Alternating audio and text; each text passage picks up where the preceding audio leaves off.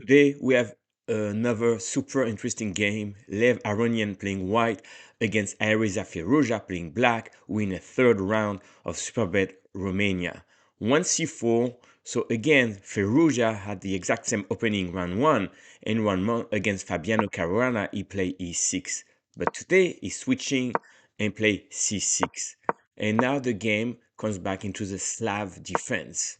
Now this is all theory, so I'm gonna go pretty fast in the opening. E5, that's all well known.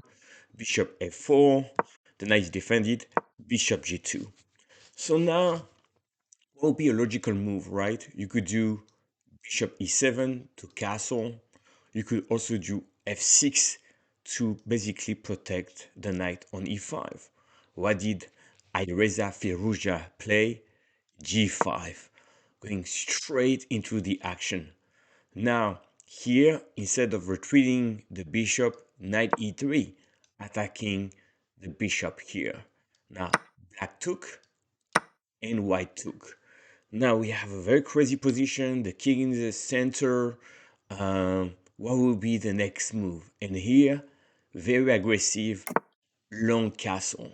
We're with 13, and I don't know many Slav opening preparation where the king goes long side.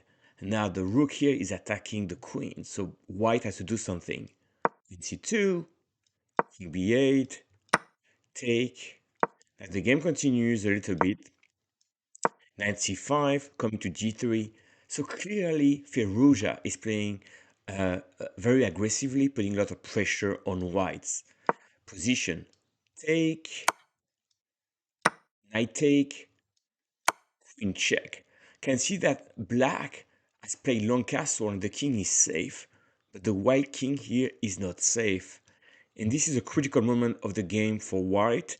And here, the only move was knight c3, and then you have no clear, path. Maybe rook g8 was what white saw, but you can castle, you play knight g3, it's a game. But instead here, very surprising, king e2 played. The king is advancing. And queen a6 played. You can see here that knight could have a very nasty discovery. So here, king f3. Where is the king going? This game is crazy. But after exchange here, we reach an endgame. And that endgame is absolutely winning for black because we have three pawn here, and the pawn on the white side, they're gonna take a long time to advance, but the plan for black is to push A, B, and C pawn. So this is strategically winning. I'm gonna fast forward the game, white exchanging the rooks, and now f5. Now this position we can see clearly. This pawn is running, this one's gonna support, the king can come up or that way. Meanwhile, black and white recreate past pawn is gonna take a lot more time. Now, let's go to the critical moment because here Firouzja had a winning position. Now the exchange. Okay, white took the pawn here and b4. Now that position is absolutely crushing for black. Number one, as I said, these three pawns are massively advancing fast and they are pass pawns. Very rare to have three connected pass pawns. Second factor here, the bishop here can come back and stop. For the white knight to come back to try to stop the pawn is much harder. So the bishop is better than the knight and the pawns are better for black. So this is strategically winning. I would dare to say that this position, Magnus Carlsen will win with black against any top player. And here, advancing. So now finally, white has passed pawns. Let's say three, they're not connected, but you actually have four, but two are doubled. But the deciding factor here is these pawns are much more advanced. So now, what does black need to do here? Black needs to advance the king come to c4, then push a3, and this is game over.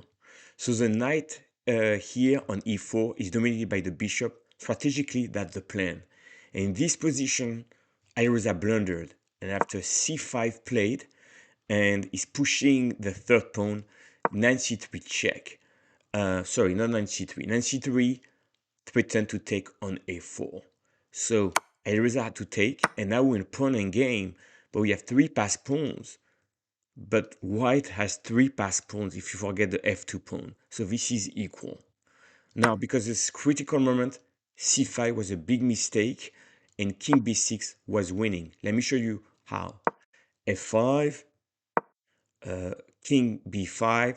So here you have to play knight c3, because if you do go f6, then you do king c4, and you're winning like that. And this is completely winning because the bishop guard f8, you're gonna push your pawn, and you're gonna end up here pushing a2 or b2 and king b3, and you're winning.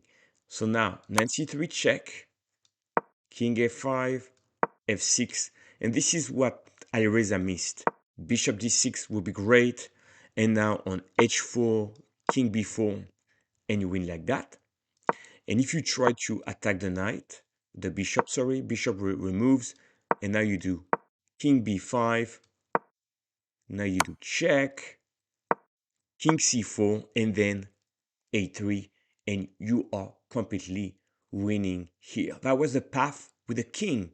So if we go back here, the king has to make his way to c4 like that. Instead, c5, and we go into this pawn ending. And here, the win is gone. No matter what you do, you're gonna be in an equal position here. Now, it's three pass pawn versus three pass pawn, and the game ended up in a draw. So that was a race, but white queen first, black queen on check, and now, even though black has this pawn here, white keeps checking. Check, check, check, and there's no place for the black king to hide. So here you wish you could have one more tempo to queen, but the king cannot hide. So eventually king b6 here, and here beautiful, taking here, stalemate, and Lev Aronian achieved a draw. So again, fantastic game. I think Alireza was very close to win, but the game ended up in a draw. Nice save by Lev Aronian. So Firouzja only have 1 point out of 3, and clearly is looking to score in the next games in this tournament. Thank you very much.